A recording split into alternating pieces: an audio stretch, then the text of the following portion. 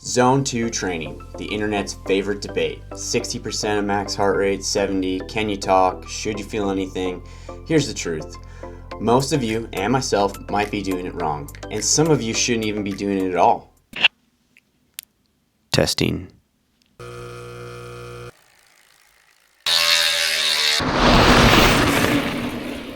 I'm AJ, exercise physiologist, cycling coach, and sports performance enthusiast. And yeah, I've probably added to the confusion. Because here's what nobody wants to hear. Zone 2 isn't a simple yes or no answer. It works brilliantly for pros logging 20 hours a week. For you, training 6 hours might be a complete waste of time. Today we're cutting in through the noise. I'll define Zone 2 with zero ambiguity, show you exactly what works and when it fails, and give you a framework that actually fits your life. If you're an amateur cyclist who wants pro-level guidance without pro-level hours, you're in the right place. First, we need to agree on what we're even talking about. Zone 2 is aerobic training below your first lactate threshold, or LT1. That's the point where your body produces lactate as fast as it clears it. Stay below that line and you're in Zone 2. Cross it, even slightly, and you're doing tempo work instead. For most people, that's 70 to 75% of their heart rate max. If your max is 190, you're looking at 130 to 140 beats per minute. But here's the catch. Formulas lie. Your friend's Zone 2 isn't your Zone 2. So a good little example here is maybe Dylan Johnson's boring block video that he does. It nails it. He says cap your heart rate around 70 to 75% max and keep it stable. If your heart rate drifts up at the same power, you've crossed LT1. Back off a little bit. The talk test is also your friend here. Can you speak complete sentences without gasping? You're probably in Zone 2 then. If you're breathing through every third word, big chunks and time to time, you're working too hard. And if you really want precision, a lactate test will tell you exactly where LT1 sits. But for now, stable heart rate and conversational breathing, that's a fine anchor. So that's Zone 2, low intensity, below LT1, conversational, stable, and really just easy. Now let's talk about why it works and when it works. When you spend time in Zone 2, your body makes specific adaptations. You grow more mitochondria, you increase your capillary density, those little power plants in your cells and the way we get oxygen to those muscles. You get better at burning fat and clearing lactate. Over time, your heart rate drops at the same power output. You can ride harder, longer, deeper, and further into an event without falling apart. This is real. Research and anecdotal evidence from professional cyclists and their team coaches showed and reported that after a boring block or Zone 2 block, cyclists see lower lactate at the same wattage, lower heart rate for the same cost and effort, and better durability later in rides. That's the payoff. But here's the kicker. These adaptations are dose dependent. Pros see massive gains because they're doing 20 hours of low intensity work per week. Studies on Olympic cyclists show 80% of their training is easy and only 20% hard. That huge volume of Zone 2 builds an engine that can't be replicated with shortcuts. And they've been doing this for years. Their aerobic base is deep. When you have that foundation, the incremental gains still move the needle. For them, Zone 2 isn't overrated, it's essential. But you're not a pro. And that's where the problem starts. Let's be honest. You've got a job, a family, maybe you squeeze in 5, 6, maybe 7 or 8 hours of training a week if you're lucky. And some influencers tell you to do Zone 2 80% of the time.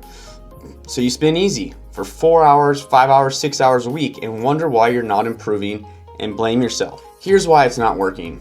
For example, like a lot of us professional level coaches say you need at least 10 to 20 hours per week of low intensity volume to meaningfully increase mitochondrial density, fat oxidation, and without that Zone 2 volume, Zone 2 just becomes light exercise. It's not giving you enough stimulus to adapt. Training history matters too.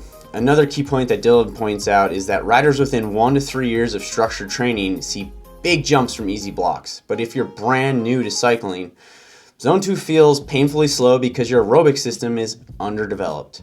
You're not ready for that kind of training yet. And if you've been training seriously for 5+ years, the returns get smaller. Then there's this misidentification problem. A Strava study found that athletes trying to follow that 80-20 split training spent way less time in true low zones than they thought. They drifted into zone 3 without realizing it, accumulating too hard of those junk miles and too easy stuff. And finally, recovery. Pros have massage therapists, chefs, nap schedules, while we're answering emails at midnight, surviving on 5 hours of sleep, running from meeting to meeting, skipping meals. We don't have the recovery capacity to absorb big zone 2 training blocks. And instead of adapting, we just accumulate fatigue. So yeah, for most amateurs, doing only zone 2 with minimal volume is a waste of time. It won't move the needle like you want it, but that doesn't mean you should ignore it completely. Here's the framework. If you've got 5 to 8 hours a week, you can still use zone 2, but strategically. First, establish your zone 2. Do a field test, use a talk test, or if you're serious, get that lactate test. Cap your heart rate at that 70 to 75% of heart rate max and make sure it stays stable. Power or pace should feel sustainable for hours here, not just minutes. Second, prioritize consistency over volume. 2 or 3 longer sessions, 60 to 90 minutes in true zone 2. The 1 or 2 hard days, that threshold work, tempo work, VO2 work, can make the big difference, but make sure you're separating your easy and hard days. Don't do everything in the medium. Third, build volume gradually. Add 10-15% more zone 2 per week. Extend your warm-ups and cool-downs. Sneak in an extra easy spin here or there, but don't ramp up intensity and volume at the same time. Fourth, use zone 2 strategically. Again, Dylan suggests boring blocks if you have the right time for it, if it fits in well. For instance, in early base phases, after time off, or maybe when you just need a reset. A few weeks of predominantly zone 2 work, you have to control that intensity, accumulate enough volume, and know when to move on. So, monitor your progress, heart rate dropping at the same power level, lactate staying lower, late ride stability improving, you're adapting. But when the numbers plateau and rides feel easy, it's time to probably add some intensity. Don't stay in zone 2 forever. For me, I use zone 2 in 2 ways. 1, off-season blocks to rebuild some durability after break. 2, extending warm-ups, cool-downs around harder sessions, maybe to sneak in a little bit more of that volume without adding a whole extra ride. You know, I don't have 20 hours a week, so I make zone 2 work around my high-intensity days and build it in like that. That's the key. Zone 2 is a tool, not a religion.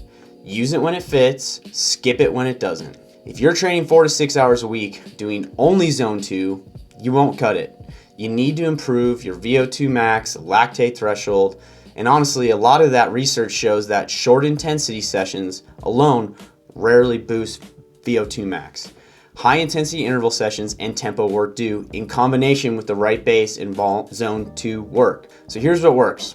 Polarize your training, make your easy days truly easy, zone 1 or zone 2, conversational and restorative. Then go hard on your hard days. Threshold intervals, VO2 max repeats, sweet spot work. That combination gives you the aerobic base in the top end you need. If you only have 3 to 4 hours a week, prioritize 2 high quality interval sessions, fill the gaps with some easy riding or cross training, and you'll see bigger gains than just endless zone 2 spins. And if you're brand new to structured training, forget zone 2 for now. Build your base with consistent riding, some intensity here and there, and add structure later.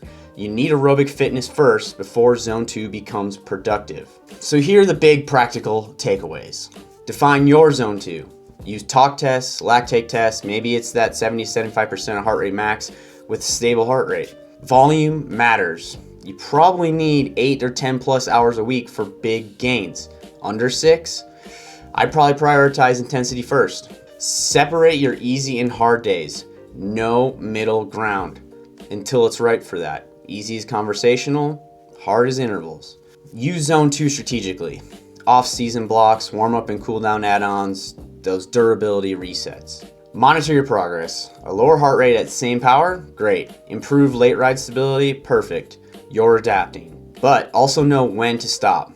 Plateau is that time to add intensity, so don't live in zone 2 forever. If you're time crunched, think about polarizing. 80% easy, 20% hard. That beats 100% medium all the time.